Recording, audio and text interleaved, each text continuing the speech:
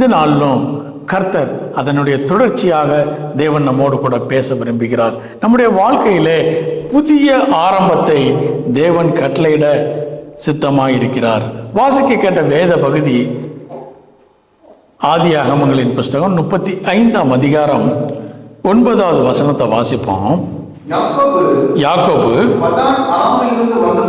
பதான் ஆராமிலிருந்து வந்தபோது தேவன் அவருக்கு மறுபடியும் தரிசனமானார். மறுபடியும் தரிசனமானார் அப்பனா என்ன அர்த்தம்? இதற்கு முன்னாடியே தரிசனமானார் என்று சொல்லி அர்த்தம். எங்க சந்தித்தார் என்று சொன்னால் ஆதியாகமம் 32ஆம் அதிகாரத்திலே இந்த சம்பவம் கொடுக்கப்பட்டிருக்கிறது. யாக்கோபு தன்னுடைய மாமனாராகிய லாபான் வீட்டில் இருந்து பதான் ஆராமிலிருந்து பிரயாணப்பட்டு கானான் தேசத்தை நோக்கி வருகின்ற போது ஒரு செய்தி கேள்விப்படுகிறார். தன்னுடைய சகோதரன், மூத்த சகோதரன் ஏசா அவரை கொல்லுவதற்காக எத்தனைத்து வந்து கொண்டிருக்கிறார் என்ற செய்தியை கேட்கிறார். கேட்ட மாத்திரத்திலே அவர் பயப்படுகிறார். பயந்து அவர் என்ன செய்கிறார்? எந்த ஆற்றங்கரை? ஆதி ஆகமங்களின் புஸ்தகம் 32ஆம் அதிகாரம் 22வது வசனத்திலிருந்து வாசிப்போம். ராத்திரியில் எழுந்திருந்து தன் 2 மனைவிகளையும் தன் 2 பணிவிடைக்காரிகளையும் தன்னுடைய 11 குமாரரையும் கூட்டிக் கொண்டு யாப்போக்கு என்கின்ற ஆற்றின் துறையை கடந்தான். யாப்போக்கு என்கின்ற ஆற்றின் துறையை கடந்தான். அவர்களையும் சேர்த்து ஆற்றை கடக்க பண்ணி தனக்கு உண்டான யாவையும் அக்கறைப்படுத்தினான். யாக்கோபு பிந்தி தனித்திருந்தான். அப்பொழுது புருஷன் பொழுது விடியும் அளவும் அவனுடனே போராடி ஒரு ராம் முழுவதும் யாக்கோபு அந்த தேவ மனிதனோடு கூட போராடுகிறார். தன்னுடைய குடும்பங்கள் எல்லாவற்றையும் அக்கறையிலே சேர்த்துவிட்டு மீண்டுமாக இக்கரைக்கு வந்து தேவன் மனிதனோடு கூட அவர் போராடுகிறார். தொடர்ந்து வாசிப்போம். அவனை மேற்கொள்ளாததை கண்டு அவருடைய தொலைசந்தை தொட்டார். அதனால் அவருடனே போராடுகையில் யாக்கோபின் தொலைசந்தை சுருக்கிற்று. அவர் நான் போகட்டும், பொழுது விடுகிறது என்றார். அப்பொழுது அதற்கு அவன், நீ என்னை ஆசீர்வதித்தாலுடைய உம்மை போக விடேன் என்றான். அவர், உன் பெயர் என்ன என்று கேட்டார். உன்னுடைய பெயர் என்ன? வந்தவர் யார் என்று சொன்னால் மனிதனாகவும் தேவத்துவம் நிறைந்த ஒருவர். அவர் வந்து யாக்கோபை சந்திக்கிறார். கிறிஸ்து இயேசு யாக்கோபை சந்திக்கிறார். யாப்போக்கு என்கின்ற கரையிலே யாக்கோபை சந்தித்து அவர் கேட்கிறார், என்னது உன்னுடைய கர்த்தருக்கு தெரியாத அவருடைய பெயர் என்னன்னு. ஆனா கேட்கிறாரு, உன்னுடைய பெயர் என்ன? யாக்கோபு என்றால் என்ன அர்த்தம்? எத்தன். நம்ம அப்படிதான் கேள்விப்பட்டு அப்படியே பழகிட்டோம். யாக்கோபு என்று சொன்னால் என்ன அர்த்தம்னா துதிங்காலை பிடித்தவன் என்று சொல்லி அர்த்தம். Man who grab the heel என்று சொல்லி அர்த்தம். ஆனால் அவனுடைய குண அதிசயங்களை பார்த்து எத்தன் என்று சொல்கிறோம். ஆனால் அந்த யாக்கோபு என்கின்ற பெயரினுடைய அர்த்தம் என்னன்னா துதிங்காலை பிடித்து கொண்டவன் என்று சொல்லி அர்த்தம். அப்ப கர்த்தர் கேட்கிறாரு, நீ யாரு என்று சொன்னார். அவர் என்ன சொல்றாரு? யாக்கோபு என்று சொல்கிறார். பல நேரங்கள்ல நம்முடைய சூழ்நிலைகளும் இப்படித்தான் இருக்கிறது. கர்த்தர் என்ன செஞ்சாரு பார்ப்போம். தொடர்ந்து வாசிப்போம். இஸ்ரவேல் என்று அழைக்கப்படுவாய். இஸ்ரவேல் என்று சொன்னால் மனிதனோடும் தேவனோடும் போராடியவன், ஓவர் கம்மர் என்று சொல்லி அர்த்தம். அவன் மற்றவர்களுடைய துதிங்காலை பிடித்து கொண்டிருந்த மனிதனை ஓவர் கம்மராக கர்த்தர் மாற்றுகிறார். தொடர்ந்து வாசிப்போம். அப்பொழுது யாக்கோபு, உம்முடைய நாமத்தை எனக்கு அறிவிக்க வேண்டும் என்று கேட்டான். அதற்கு அவர், நீ என் நாமத்தை கேட்பானே என்று சொல்லி சொன்னார். ஏன் நாமத்தை ஏன் கேட்கிற என்று சொல்லி அதே கர்த்தர் மீண்டுமாக ஆதியாகமம் 35ஆம் அதிகாரத்திற்கு வந்துவோம். ஆதியாகமம் 35ஆம் அதிகாரம் 9வது வசனத்தை வாசிப்போம். மறுபடியுமாக தரிசனமாகி அவனை ஆசீர்வதித்து மீண்டுமாக சொல்கிறார், இப்பொழுதும் உன்னுடைய பெயர் எப்படிதான் இருக்கு? யாக்கோபு, இன்னமும் எப்படிதான் இருக்கிற? மற்றவருடைய பாதங்களை பிடித்தவனாகவே இருக்கிறாய். இனிமேல் நீ அப்படியாக இருப்பதில்லை. அவனுக்கு இஸ்ரவேல் என்று பெயர். இஸ்ரவேல் என்று சொல்லி பெயரிடுகிறார். அப்பதான் அவருடைய பெயர் மாற்றப்படுகிறது. தொடர்ந்து வாசிப்போம். பின்னும் தேவன் அவனை நோக்கி, நான் சர்வ வல்லமையுள்ள தேவன். நான் சர்வ வல்லமையுள்ள தேவன். இந்த சர்வ வல்லமையுள்ள தேவன் என்பதற்கு எபிரேய பதம் என்னது? எல்ஷடாய். கர்த்தர் யாக்கோபை பார்த்து சொல்றாரு, நான் யாரு? எல்ஷடாய், நான் சர்வ வல்லமையுள்ள தேவன். நீ நினைப்பதற்கு மேலாக உன்னுடைய வாழ்க்கையிலே நான் கிரியை செய்ய முடியும் என்று சொல்லி அவர் சொல்கிறார். இப்ப எந்த இடத்துல இருந்து வராரு? பதானாராம் என்று. பதானாராம் என்பதற்கு தி பிளேஸ் ஆஃப் யோக் என்று சொல்லி அர்த்தம். அடிமையின் இடம் என்று சொல்லி அர்த்தம். அடிமையின் இடத்திலே மற்றவருடைய கால்களை பிடித்து கொண்டிருந்த யாக்கோபை மாற்றுகிறார், ஓவர் கமராக மாற்றுகிறார். அப்ப எப்போ யார் என்று சொல்லி அவருடைய நாமத்தை கேட்கும்போது அவருடைய நாமம் என்னது? எல்ஷடாய், சர்வ வல்லமையுள்ள தேவன். என்ன தேவன்? சர்வ வல்லமையுள்ள தேவன். இப்ப சர்வ வல்லமையுள்ள தேவன், சர்வ வல்லமை அப்படின்னா என்ன அர்த்தம்? சர்வ வல்லமை என்ன அர்த்தம்? எல்லா காரியங்களும் செய்ய முடியும் அப்படின்னு தானே நினைக்கிறோம். அந்த வல்லமை உள்ள தேவன் என்பதற்கு ஏல் எப்போர் என்று சொல்லி பெயர். இப்ப சர்வ வல்லமை உள்ள தேவன் என்று சொன்னால் என்ன அர்த்தம்னா, முடிந்தது என்று சொல்லி நினைக்கிற காரியங்கள் எல்லாவற்றையும் மீண்டுமாக நான் தொடங்க முடியும். அதற்கான வல்லமை என்னிடத்திலே உண்டு. சர்வ வல்லமையுள்ள தேவன். இப்ப யாக்கோபு என்ன செய்யறாரு? பயந்து கொண்டிருக்கிறாரு. தன்னுடைய சகோதரன் வருவான். சகோதரன் வந்து என்ன செய்ய போறாரு? தனக்கு உண்டானவை, தன்னையும் தனக்கு உண்டான எல்லாவற்றையும் அழித்து விடுவான் என்று சொல்லி பயந்து கொண்டிருந்த போது கர்த்தர் சொல்றாரு, சர்வ வல்லமையுள்ள தேவன். அவருடைய நாமம் சர்வ வல்லமையுள்ள தேவன். முடிந்தது என்று சொல்லி நினைக்கின்ற போது கர்த்தர் என்ன செய்யறாரு? மீண்டுமாக தொடங்க தேவன் வல்லமை உள்ள தேவனாய் இருக்கிறார். இந்த சூழ்நிலைகளை நீங்களும் நானும் பார்ப்போம். ஆதியாகமம் 35ஆம் அதிகாரம் 8வது வசனத்தை வாசிப்போமே. ரெபேக்காளின் தாதியாகிய தெபோராள்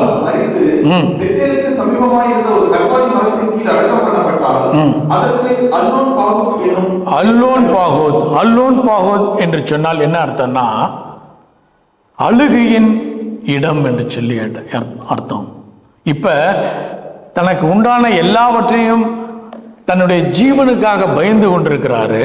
அது மாத்திரமல்ல, அந்த சமயத்திலே தன்னுடைய தாயாகிய ரெபேக்காள் என்ன செய்தாங்க? மரித்து விட்டார்கள்.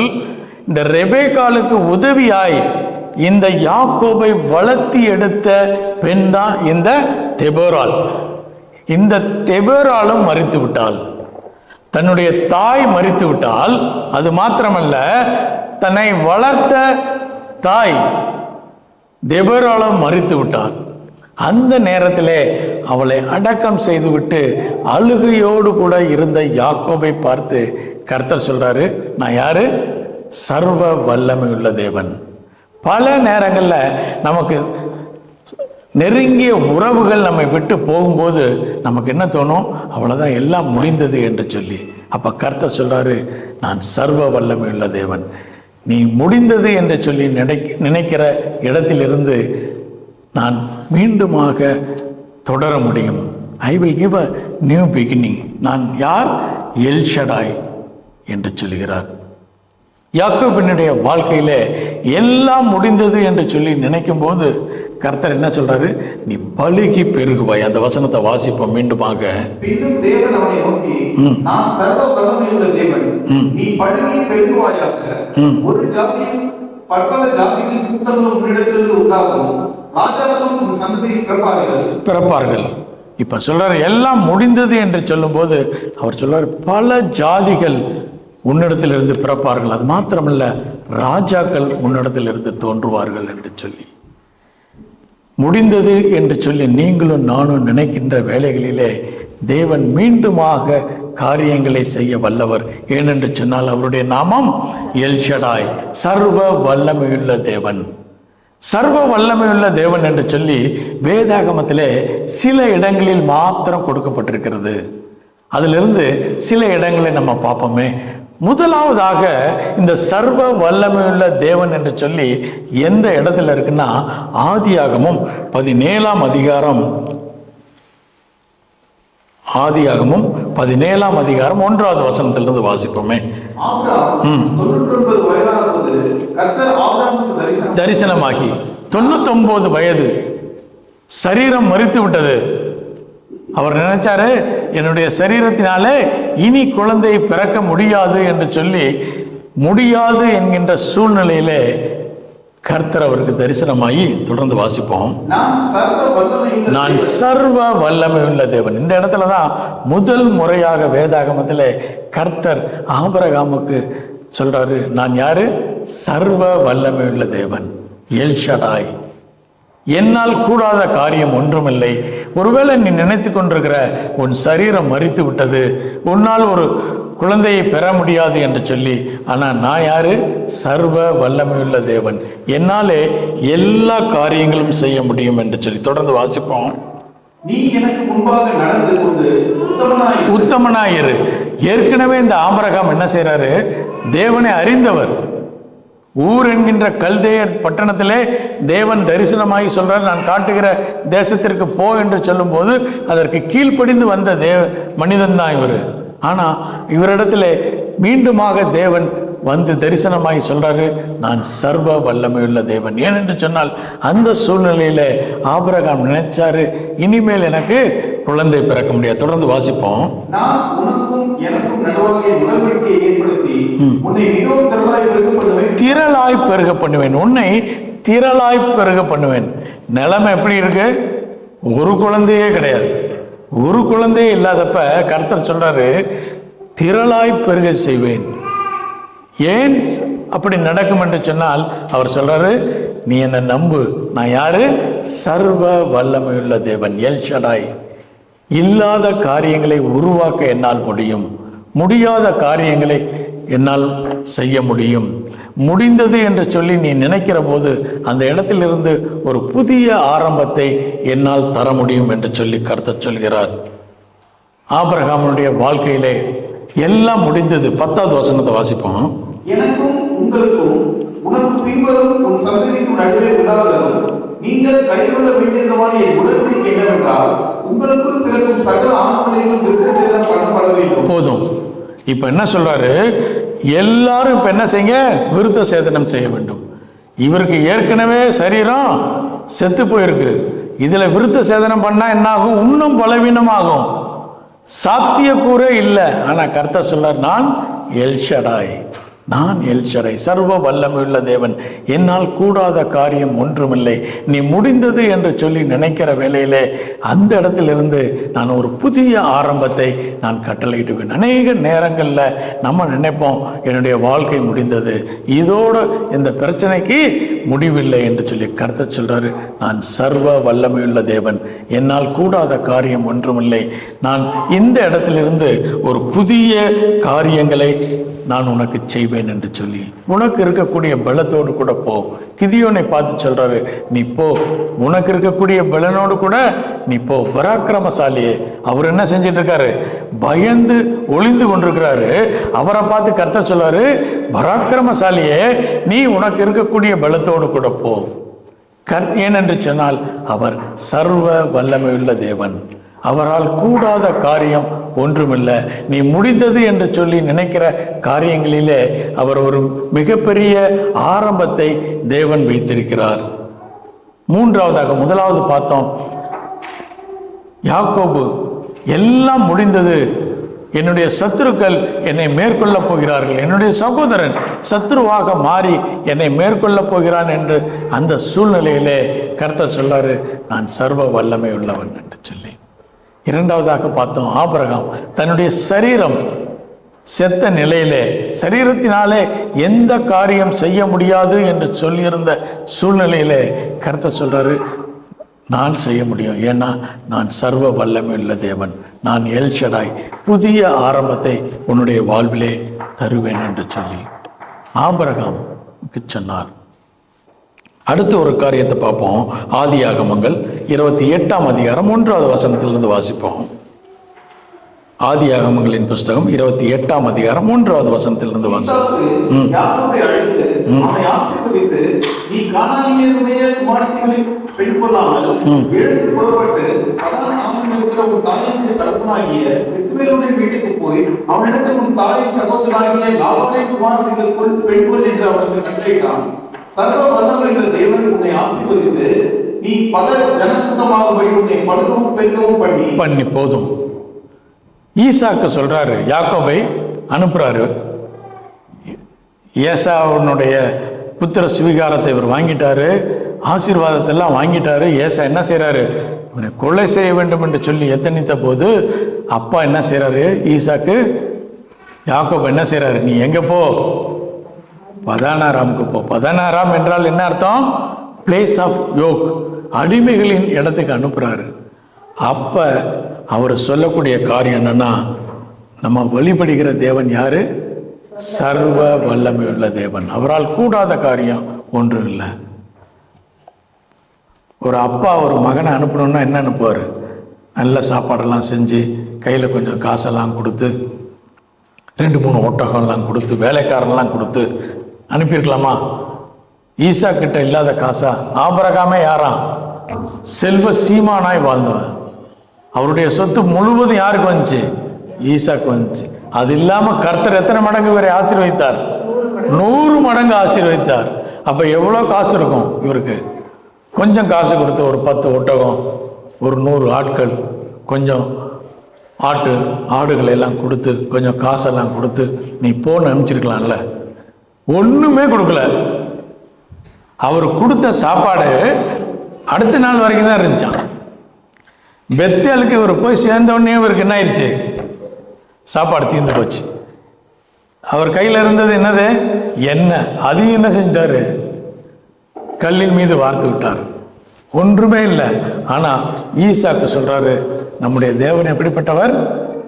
சர்வ வல்லமை உள்ள தேவன். நம்முடைய தேவன் எல்ஷடாய். அவர் நம்முடைய கையில் இருக்கக்கூடிய வருமானத்தையோ நம்முடைய பேங்க் பேலன்ஸையோ நம்முடைய ஜாப்பையோ பார்த்து ஆசீர்வதிப்பவர் அல்ல. அதற்கு மேலாக நம்முடைய வாழ்க்கையிலே செயல்பட முடியும். அநேக நேரங்களில் நம்ம நினைச்சிட்டு இருப்போம், இந்த காரியம் மட்டும் நடந்துருச்சுன்னா போதும், எனக்கு இந்த பணம் மட்டும் வந்துருச்சுன்னா போதுங்க, இந்த இதில் இன்சூரன்ஸ் பண்ணி வச்சிருக்கேன், அந்த பணம் வந்துட்டா போதும், இது கிடைச்சிட்டா போதும், இந்த சேவிங்ல இருந்து நான் வச்சிருக்கேன், அது மட்டும் போதும் என்று சொல்லி. ஆனா கர்த்தர் சொல்றாரு, இவைகளை நம்பி உன்னை நான் ஆசீர்வதிப்பதல்ல, எதுவும் இல்லாத சூழ்நிலையிலே உன்னை என்னால் ஆசீர்வதிக்க முடியும். ஏன்னா என்னுடைய நாமம் என்னது? சர்வ வல்லமையுள்ள தேவன். ஈசாக்கு சர்வ வல்லமையுள்ள தேவன் என்று சொல்லி அவர்கிட்ட வெளிப்படுத்தல. யார்கிட்ட வெளிப்படுத்தினாரு? ஆபிரகாம்கிட்ட வெளிப்படுத்தினத ஆபிரகாம் என்ன சொல்லி வளர்த்திருக்கிறாரு? ஈசாக்க சர்வ வல்லமை உள்ள தேவன் என்று சொல்லி தன்னுடைய மகனை வளர்த்தி இருக்கிறார். நாமும் நம்முடைய அடுத்த ஜெனரேஷனுக்கு தேவனை சொல்லி வளர்த்த வேண்டும். 3 நாட்கள் விபிஎஸ் பண்ணோம். எத்தனை பேர் அட்டன் பண்ணீங்க? ஒரு நாளாவது வந்து அட்டன் பண்ணவங்க பாக்கியவான்கள்.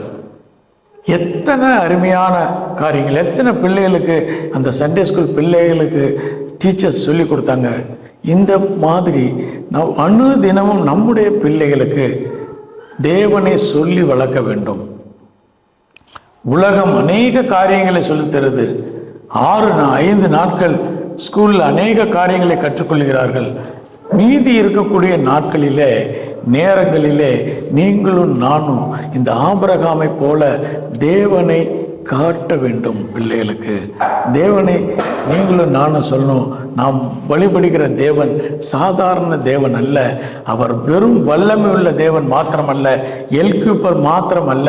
அவர் யாரு? எல்ஷடாய், சர்வ வல்லமை உள்ள தேவன். எல்லா காரியங்களிலும் முடிந்தது என்று சொல்லுகிற போது புதிய ஆரம்பத்தை நம்முடைய தேவனாலே தர முடியும்.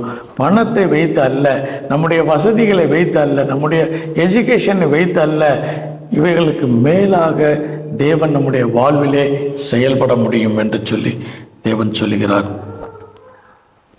இதை நீங்களும் நானும் அடுத்த தலைமுறைக்கு நீங்களும் நானும் சொல்லி வளர்க்க வேண்டும். அதை தான் ஆபிரகாம் ஈசாக்குக்கு சொன்னார், ஈசாக்கு யாக்கோபுக்கு சொல்லுகிறார். யாக்கோபு யார்கிட்ட சொன்னார்னு பார்ப்போமா? எடுத்தவர்கள் வாசிப்போம். ஆதியாகமங்களின் புஸ்தகம் 43ஆம் அதிகாரம் 13, 14 வசனத்தை வாசிப்போம். உங்கள் சகோதரனையும் கூட்டிக் கொண்டு அந்த மனிதனிடத்துக்கு மறுபடியும் போங்கள். இந்த சம்பவத்தை சுருக்கமா சொல்லிடுறேன். என்ன நடக்குதுன்னா, இந்த 10 யாக்கோபினுடைய 10 பிள்ளைகள் என்ன செய்றாங்க? எகிப்துக்கு போறாங்க. எகிப்துக்கு போனா அங்க யார் இருக்கா? அதிபதி யோசேப்பை பார்க்குறாங்க. ஆனால் யோசேப்பு என்று சொல்லி இவர்களுக்கு தெரியாது. அவர் என்ன செய்கிறாரு? ஒரு பையன் 2வது பையனை பிடித்து வைத்துக் கொள்கிறார். இந்த 9 பேரை அனுப்பிச்சிட்டு உங்களுடைய கடைசி பையன் ஒருத்தன் இருக்கான்ல, பெஞ்சமின், அவனை கூட்டிட்டு வந்தாதான் யாரை ரிலீஸ் பண்ணுவேன்? சிமியோனை நான் ரிலீஸ் பண்ணுவேன் என்று சொல்கிறார். இப்போ அதை கேட்ட உடனே இந்த 9 பிள்ளைகள் போய் தன்னுடைய தகப்பனிடத்துல சொல்றாங்க. அப்பதான் இந்த காரியத்தை சொல்ற. மீண்டும் ஒருவரை கூட வாசிப்போம். 13ஆம் அதிகாரம் 43ஆம் அதிகாரம் 13வது வசனம். உங்கள் சகோதரனையும் கூட்டிக் கொண்டு அந்த மனிதனிடத்துக்கு மறுபடியும் போங்கள். அந்த மனிதன் யார் என்று சொல்லி இவர்களுக்கு இப்ப தெரியாது. அந்த மனிதன் அங்கிருக்கிற உங்கள் மற்ற சகோதரனையும் பென்யமீனையும் உங்களுடனே அனுப்பிவிடும்படிக்கு சர்வ வல்லமையுள்ள தேவன் அவன் சமூகத்தில் உங்களுக்கு இறக்க கிடைக்க பண்ணுவாராக. நானும் பிள்ளைக்கு போனவனை போல் இருப்பேன் என்றான். இப்ப சொல்றாரு, நீங்க என்ன செய்யுங்க? இந்த 9 சகோதரர்களும் பெஞ்சமினையும் கூட்டிட்டு போங்க. அங்க யாரு உதவி செய்வா? சர்வ வல்லமையுள்ள தேவன் உதவி செய்வார். எகிப்துங்கிறதே என்ன ஒரு கண்ட்ரி, ஒரு பயங்கரமான கண்ட்ரி. அங்க தண்டனைகள் எப்படி இருக்குன்னா மிகவும் கொடூரமாக இருக்கும். அந்த இடத்துல போயிட்டாலே திரும்பி வர முடியாது. இப்ப ஒரு சகோதரன் என்ன செய்யறான்? சிறைச்சாலையில் இருக்கிறான். அவனை மீட்டுக்கொள்ளும் வண்ணமாக மற்ற எல்லாரையும் அனுப்பணும். என்ன நடக்கும் என்று சொல்லி யாருக்கு தெரியாது? யாக்கோபுக்கு தெரியாது. ஒருவேளை இந்த 10 பேரையும் எல்லாத்தையும் சேர்ந்து கூட சிறைச்சாலையில போட முடியும். ஆனா அவர் என்ன நம்புறாரு? சர்வ வல்லமையுள்ள தேவன் அவர் உங்களுக்கு இரக்கம் பாராட்டுவார். அவருடைய கண்களிலே இரக்கம் பாராட்டுவார். அநேக நேரங்களில் நம்ம நினைக்கிறோம், நமக்கு யாரு ரெக்கமெண்ட் பண்ணுவா, நமக்கு யாரு உதவி செய்வா என்று சொல்லி. கர்த்தர் சொல்றாரு, நான் சர்வ வல்லமையுள்ள தேவன், நான் எல்லா காரியங்களும் மாற்ற முடியும். அதிகாரங்களோடு கூட நான் இடைப்பட முடியும். அரசியல்வாதிகளோடு கூட இடைப்பட முடியும். அதிகார வர்க்கங்களை நான் மாற்ற முடியும். என்னாலே கூடாத காரியம் ஒன்றுமில்லை. நான் அந்த காரியங்கள் எல்லாவற்றையும் மாற்றி விடுவேன் என்று சொல்லி இந்த யாக்கோபு சொல்றாரு, சர்வ வல்லமையுள்ள தேவன் உங்களுக்கு இரக்கம் கிடைக்க செய்வார் என்று சொல்லி. இப்ப அந்த சகோதரர்கள் அங்கே சென்று விட்டார்கள். அடுத்த தலைமுறைக்கு இந்த காரியங்களை நீங்களும் நானும் சொல்லி வளர்க்க வேண்டும். நம்முடைய தேவன் சர்வ வல்லமையுள்ள தேவன், எல் ஷடாய் என்று சொல்லி. அடுத்ததாக எங்க வருது என்று பார்த்தால் ஆதியாகமங்களின் புஸ்தகம் 48ஆம் அதிகாரம் 1வது வசனத்திலிருந்து வாசிப்போம். அதற்கு பின்பு தகப்பனாருக்கு வருத்தமாயிருக்கிறது என்று யோசேப்புக்கு சொல்லப்பட்டது. அப்பொழுது அவன் தன் 2 குமாரராகிய மனாசேயையும் எப்ராயிமையும் தன்னோடே கூட கொண்டு போய், இதோ உம்முடைய குமாரனாகிய யோசேப்பு உம்மிடத்தில் வந்திருக்கிறார் என்று யாக்கோபுக்கு அறிவிக்கப்பட்டது. அப்பொழுது இஸ்ரவேல் தன்னை திடப்படுத்திக் கொண்டு கட்டிலின் மேல் உட்கார்ந்தான். இப்ப யாக்கோபு வியாதியாய் இருக்கிறார். வியாதியாய் இருக்கும்போது யோசேப்பு தன்னுடைய 2 குமாரர்களையும் கூட்டிக் கொண்டு போகிறார். யாக்கோபு யோசேப்பை நோக்கி, சர்வ வல்லமையுள்ள தேவன் கானான் தேசத்திலுள்ள ரூத் என்னும் இடத்தில் எனக்கு தரிசனமாகி என்னை ஆசீர்வதித்து, நான் உன்னை பழுகவும் பெருகவும் பண்ணி உன்னை பல ஜனக்கூட்டமாக்கி உனக்கு பின்வரும் உன் சந்ததிக்கு இந்த தேசத்தை நித்திய சுதந்திரமாக கொடுப்பேன் என்று என்னோட சொன்னார். போதும். இப்ப அவர் என்ன செய்யறாரு? யோசேப்புக்கு சொல்றாரு, நம்முடைய தேவன் எப்படிப்பட்ட தேவன்? சர்வ வல்லமையுள்ள தேவன். பல நேரங்களில் நம்ம நினைப்போம், இந்த காரியம் எப்படி நடக்கும்? இப்போ யோசேப்பு இரட்டத்தனையான பலனை பெறுகிறார் யாக்கோபின் இடத்திலிருந்து. யாக்கோபுக்கு யோசேப்பு எத்தனாவது பையன்? 11வது பையன். 12 கோத்திரங்கள்ல 12, அதுல கடைசி பெஞ்சமின். அப்ப யோசேப்பு எத்தனாவது பையன்? 11வது பையன். அவருக்கு இரட்டத்தனையான முதற் பேரான ஆசீர்வாதம் கிடைக்குமா? கிடைக்கிறதுக்கு சான்ஸே கிடையாது. ஒருவேளை ரூபன் தப்பு செஞ்சா யாருக்கு கிடைக்கலாம்? சிமியோனுக்கு கிடைக்கலாம். அதை விட்டா அடுத்தது கிடைக்கலாம், அதுக்கு அடுத்து அடுத்தது கிடைக்கலாம். 11வது பையனுக்கு புத்திர சுவிகாரம் இரட்டத்தனையான பலன் கிடைக்கும் என்று சொல்லி நம்பவே முடியாது. அநேக நேரங்களில் நீங்களும் நானும் நினைப்போம், இந்த காரியம் எப்படி எனக்கு நடக்கும்? எனக்கு முன்னாடி யார் இருக்காங்க? நிறைய சீனியாரிட்டிலாம் இருக்காங்க. இந்த காரியம் எனக்கு முன்னதாக அநேக ரூல்ஸ் எல்லாம் போட்டாங்க, என்னால் ஒன்றும் செய்ய முடியாது. ஆனால் கர்த்தர் சொல்றாரு, நான் சர்வ வல்லமை உள்ள தேவன், என்னால் கூடாத காரியம் ஒன்றுமில்லை. எடுத்தவர்கள் வாசிப்போம். 1 நாளாகமும் 5ஆம் அதிகாரம் 1வது வசனம். 1 நாளாகமும் 5ஆம் அதிகாரம் 1வது வசனம். ரூபன் இஸ்ரவேலுக்கு முதல் பிறந்த சிரேஷ்டபுத்திரன். அவன் தான் சிரேஷ்டபுத்திரன். ஆனாலும் அவன் தன் தகப்பனுடைய மஞ்சத்தை தீட்டுப்படுத்தினபடியினால் புத்திரத்து அட்டவணையிலே அவன் முதல் பிறந்தவனாக எண்ணப்படாமல் அவனுடைய சிரேஷ்டபுத்திர சுதந்திரம் இஸ்ரவேலின் தேவனாகிய யோசேப்பின் குமாரனுக்கு கொடுக்கப்பட்டது. போதும். யாருக்கு கொடுக்கப்பட்டதா? யோசேப்புக்கு கொடுக்கப்பட்டது. யோசேப்பு எத்தனாவது பையன்? 11வது பையன். எப்படி ஜம்ப் பண்ணி வந்துச்சு? ஏன்னா அவர் சர்வ வல்லமை உள்ள தேவன். பல நேரங்களில் பலவிதமான ரூல்ஸ், பலவிதமான கஸ்டம்ஸ், பலவிதமான காரியங்களே நமக்கு முன்னதாக இருக்கலாம். கவர்மெண்ட் ஒரு ரூல் போட்டிருக்கலாம், இது நடக்காது. மனிதர்கள் சொல்லலாம் இது நடக்காது. ஆனால் கர்த்தர் சொல்றாரு, நான் சர்வ வல்லமை உள்ள தேவன், என்னால் கூடாத காரியம் ஒன்றுமில்லை. யோசேப்பை இரட்டத்தனியாக தேவன் ஆசீர்வதித்தார். முதற் பேரான ஆசீர்வாதத்தை 10 பிள்ளைகளை தாண்டி 11வது பிள்ளையாகிய யோசேப்புக்கு தேவன் தந்தார் என்று சொல்லி முதல்ல பார்த்தோம். தன்னுடைய சகோதரன் கொல்ல வரும்போது என்ன செய்வது என்று சொல்லி அறியாமல் இருந்தபோது கர்த்தர் சொல்றாரு, நான் சர்வ வல்லமை உள்ள தேவன், நீ எனக்கு உதவி செய்ய யாரும் இல்லை. என்னோடு கூட இருந்த தாய் மரித்து விட்டாள், என்னை வளர்த்த தாய் மரித்து விட்டாள் என்று சொல்லி நீ அழுது கொண்டிருக்கிறாய். நான் சர்வ வல்லமை உள்ள தேவன், நான் உன்னை ஆசீர்வதிப்பேன், நான் உன்னை பழுகி பெருக பண்ணுவேன் என்று சொன்னார். இந்த காரியத்தை முதலாவது ஆபிரகாமுக்கு சொல்றார். சரீரம் ஒருவேளை மரித்திருந்துக்கலாம், டாக்டர்கள் சொல்லியிருக்கலாம், இனிமேலே இதுக்கு ட்ரீட்மெண்ட்டே இல்லை, இது எங்களுடைய புக் சிலபஸ்லே இல்லை இந்த வியாதி என்று சொல்லி. ஆனால் கர்த்தர் சொல்றாரு, காரியங்களை மாற்ற முடியும். நான் சர்வ வல்லமையுள்ள தேவன், காரியங்களை மாற்ற முடியும். பல நேரங்களில் நம்முடைய பிள்ளைகளுக்கு நம்ம சொத்து சேர்க்க வைப்போம், பணம் சேர்த்து வைப்போம், இன்சூரன்ஸ் பண்ணி வைப்போம், அதை செய்வோம், இதை செய்வோம். ஆனால் உலகத்தின் ஐஸ்வர்யம் செல்வ சீமாட்டியாக இருந்த அந்த ஈசாக்கு யாக்கோபுக்கு என்ன சொல்றாரு? சர்வ வல்லமையுள்ள தேவன், அவரை பற்றிக்கொள், அவரை மட்டும் பற்றி கொண்டால் போதும், உனக்கு என்ன கிடைக்கும்? இரக்கம் கிடைக்கும். நீ அவரை பற்றிக்கொள், உன்னுடைய காரியங்கள் எல்லாவற்றையும் நடக்கும் என்று சொல்கிறார். அவர் யாக்கோபு சொல்றாரு, தன்னுடைய பிள்ளைகளை பார்த்து சொல்றாரு, நீங்க போங்க. எங்க போறீங்க? எகிப்துக்கு போறீங்க. எகிப்துல போய் உங்களுக்கு இரக்கம் கிடைக்க செய்வார். அவ்வளவு பெரிய கொடூரமான அதிகாரிகள் மத்திகளிலும் உங்களுக்கு இரக்கம் கிடைக்க தேவனாலே செய்ய முடியும். ஏனென்று சொன்னால் அவர் சர்வ வல்லமையுள்ள தேவன்.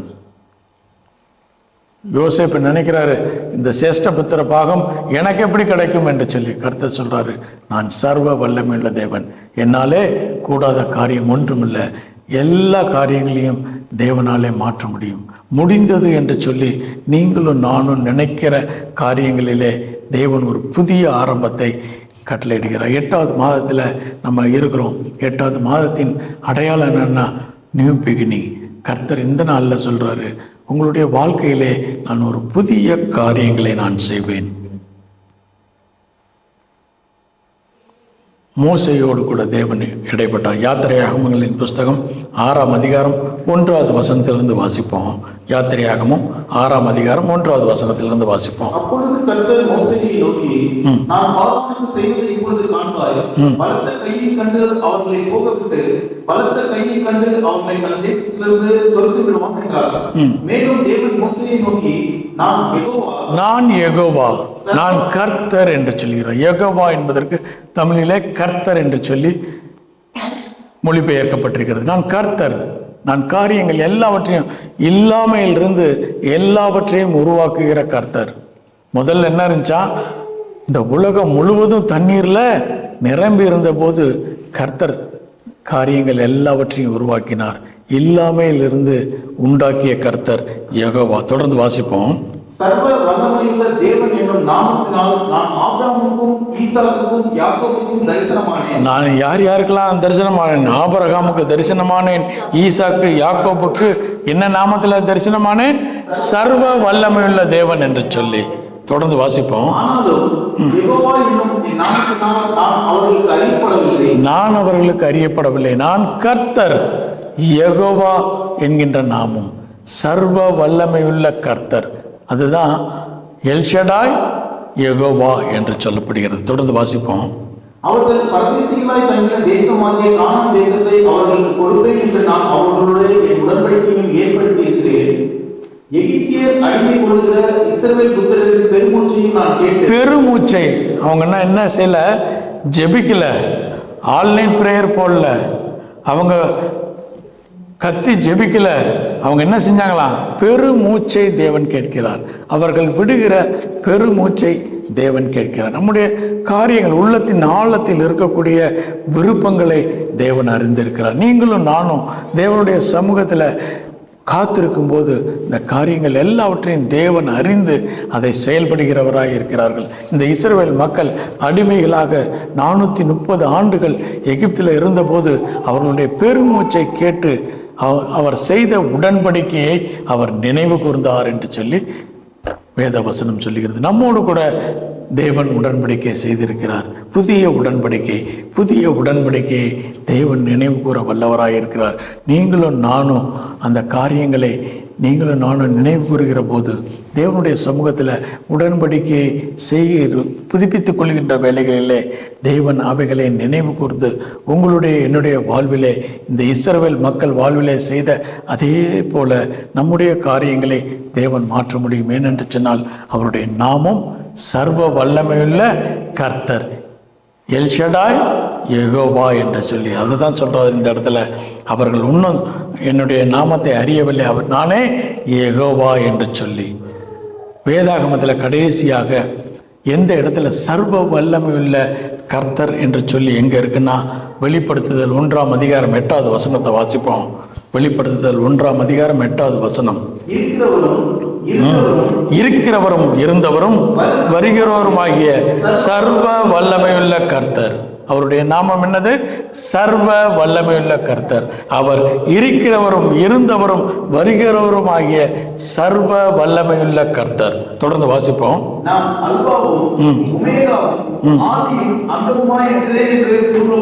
அவர் ஆரம்பமும் முடிவுமாக இருக்கிறார். ஆரம்பத்திலே முடிவையும் முடிவிலே ஆரம்பத்தையும் தேவன் காண்கின்ற தேவன். ஒருவேளை இப்ப இருக்கிற நமக்கு நம்முடைய எதிர்காலம் தெரியாம இருக்கலாம், ஆனால் கர்த்தர் நம்முடைய எதிர்காலங்களை அறிந்திருக்கிறார்.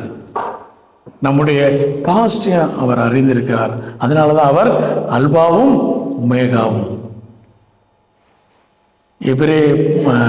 கிரேக்க பதத்திலே அல்பா ஒமேகாங்கிறது ஃபர்ஸ்ட் லெட்டரும் லாஸ்ட் லெட்டர். தேவன் எல்லாவற்றையும் அறிந்திருக்கிறார்.